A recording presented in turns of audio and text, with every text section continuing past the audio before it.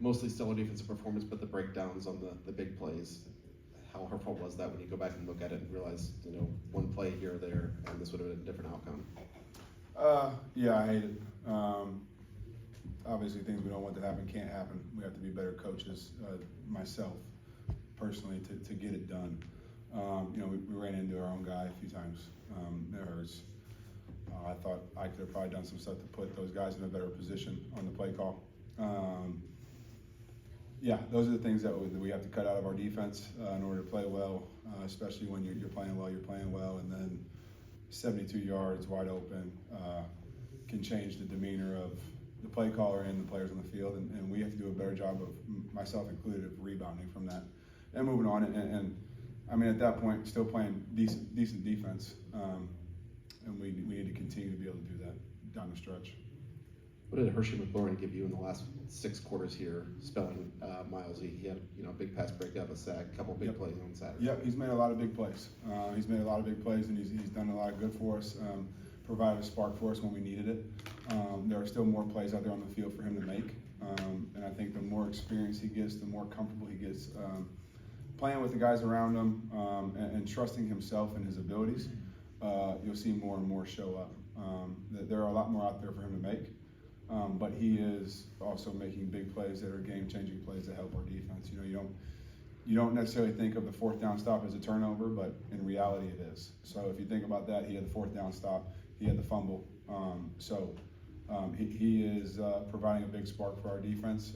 We need it to be every single play. Mike, did you have any idea the Akron Zip, CJ Nunley, was going to be this good?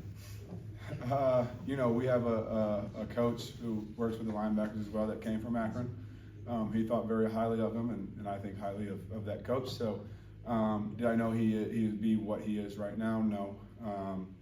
But I still think, as you see, he's grown as the season's gone on, and a lot of that's belief in himself. So I think there's still room for him to grow as well. But to answer your question, no, I didn't think he'd be our top pass rusher, but he is, and it's because of the work he's put in, the belief he has in himself, and the belief he has that he's going to beat the man across from him.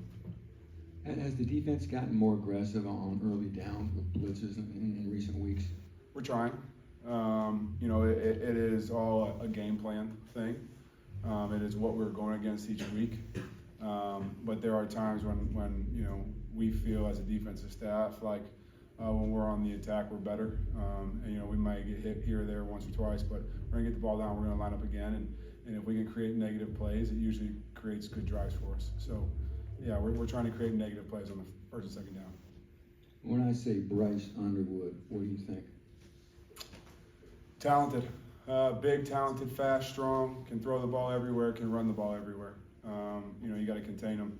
If he gets out of the pocket, he's got a lot of tools he can use. So, you got to keep him contained, try and get pressure on him. At the end, he is a freshman, but he's a really good freshman. I think, high school is the best one there was. Right? So, you see that in his game. You see that in the way he's been able to carry himself demeanor-wise, the way he's able to run the offense. They do a lot of shifts and motions, a lot of different formations. Bring a guy in over here, okay, get him center, bring a guy in over here. So mentally, you can see just on tape that he's got it. And then you look at the physical aspect of him and the run game, the pass game, and his ability to, like I said, get out of the pocket and use his feet and or throw. He's an impressive athlete, especially for a freshman. Last couple of weeks, we've heard guys tell us you would practice not drawing penalties, and then you go out and have 0 the other day. Was that the practice being on display in a game mode? Yeah, I mean, it's discipline though, right? It's stuff that we try and practice every single day. If you're a disciplined football player on defense, those penalties don't happen.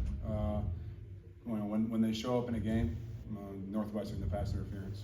When they show up in a game, I think there's a little more emphasis in practice of making sure you keep a watchful eye on it to make sure every time that maybe a guy gets his hands where they're not supposed to be, you remind them, hey, watch your hands, hey, this, that.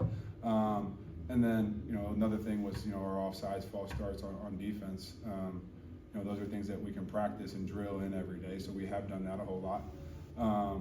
but it's more just being mindful of what we haven't done well and making sure that when we go out to practice, we fix those things. You know, it all comes back to being disciplined, but you know, if we do something wrong in a game on a Saturday, we're going to do everything we can during the week to fix it.